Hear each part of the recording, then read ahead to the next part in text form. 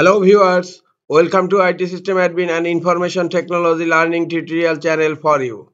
Today in this tutorial I am going to show you how to clear File Explorer history on Windows 11 computer. Sometimes it becomes very important for you, so don't forget to watch full video. To clear File Explorer history on Windows 11 computer, open File Explorer. On File Explorer, click on three dot icon on upper right corner. Then click on Options. In Folder option, click on General tab. And below you will find Clear File Explorer History. And here you will find a button, Clear. Click on Clear.